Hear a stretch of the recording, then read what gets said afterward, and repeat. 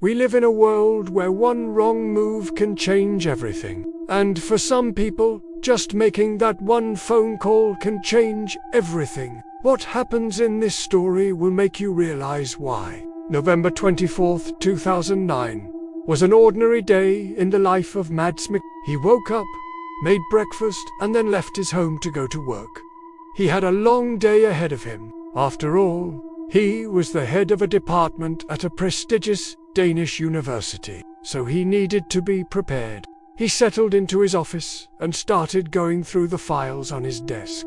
When a young man walked in, the young man introduced himself and explained that he was from the Prime Minister's office.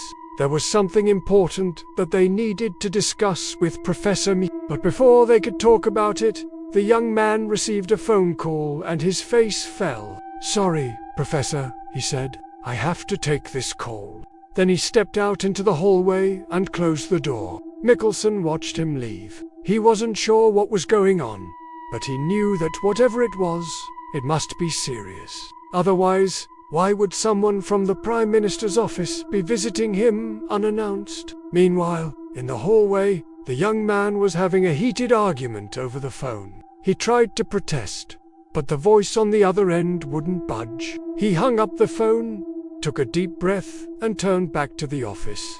When he opened the door, he saw the professor staring at him. "I'm sorry," he said. "Can you come with me?" Without saying a word, Professor Mikkelsen got up from his chair and followed him out of the office. They walked down a long corridor and then turned into a large room. At the far end of the room, the young man knocked on a closed door. "Enter," a familiar voice said. The young man opened the door and stepped aside. "Prime Minister," he said. Mikkelsen nodded his head in greeting and sat down in a chair. The Prime Minister gestured to a folder on the table. "I'm afraid this is bad news," he said. "What's in this file could change everything." Mikkelsen opened the folder and his face drained of color. "Oh my God!" he whispered. It turns out that the reason the Prime Minister summoned Mikkelsen to his office was because of a crime that had taken place the previous weekend. A prominent politician had been found dead in his home under mysterious circumstances. The police were investigating the case, but they had hit a wall. They needed help, and they knew that Mikkelsen was the man for the job. Mikkelsen was a psychologist and a criminal profiler, which meant that he was good at figuring out how people think and why they do things. In other words, he was really good at solving crimes. Of course, Mikkelsen didn't want to get involved. After all, he was a busy man, but the Prime Minister was a friend of his, and he couldn't say no to him. Plus, this was a chance for Mikkelsen to do some good. This was his chance to help catch a killer. So Mikkelsen went home that night and pored over the case files.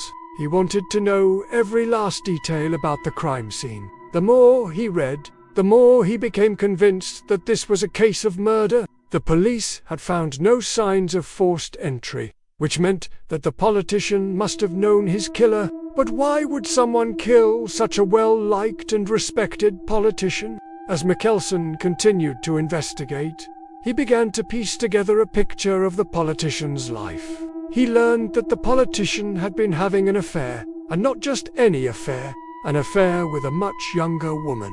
The politician's wife was a well-known figure in her own right. She was a successful businesswoman and a prominent philanthropist. In other words, she was a very important person. And if she found out about the affair, it could ruin her husband's career. Mikkelsen realized that the killer must have been someone close to the politician, someone who knew about the affair and wanted to keep it a secret. But who? Mikkelsen went back to the crime scene to see the police. They had been able to narrow down the list of suspects, but they still didn't have anyone in their sights. Mikkelsen looked around the crime scene and asked a few questions. He knew that the killer had probably left some clues behind, but the police were so focused on finding the physical evidence that they were missing the bigger picture. Mikkelsen sat down with the suspects and began to question them. He was looking for inconsistencies in their stories, for anything that would give him a clue as to who the killer was. One of the suspects was a close friend of the politician. He was also the one who had found the body. Mikkelsen could tell that the man was being honest, but he couldn't help but wonder if he was hiding something. Another suspect was the politician's brother. He was a quiet, unassuming man who seemed genuinely shocked by his brother's death. But Mikkelsen couldn't shake the feeling that there was more to him than met the eye. And then there was the politician's wife. She was composed and elegant, but there was a coldness in her eyes that made Mikkelsen uneasy. As he looked at her, he couldn't help but wonder if she was capable of murder. As the investigation continued, Mikkelsen began to feel like he was getting close to the truth. He could sense that one of the people he was talking to knew what had happened, but they were afraid to come forward. Mikkelsen was determined to find the killer, not just for the sake of justice, but because he knew that the killer was still out there and he was worried that they might strike again. As the pressure mounted, Mikkelsen began to feel like he was losing his grip on reality.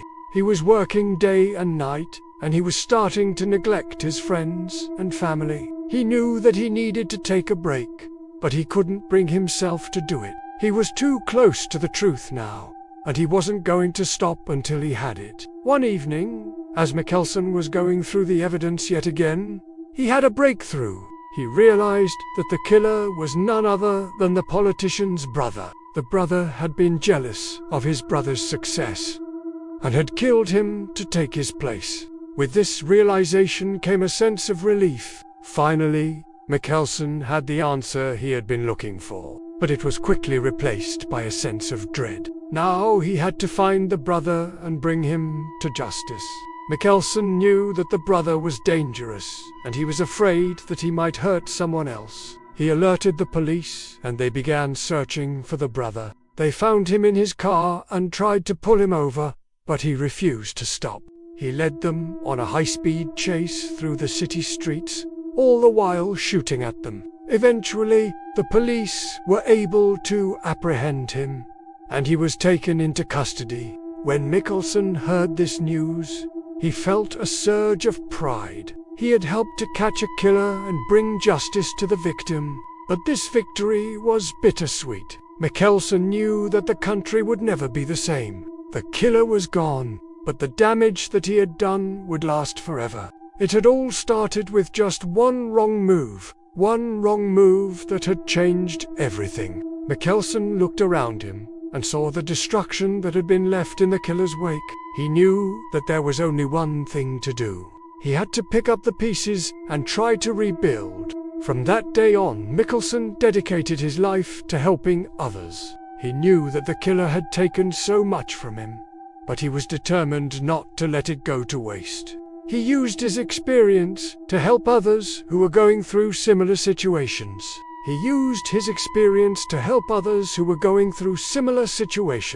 And in doing so, he found a way to heal.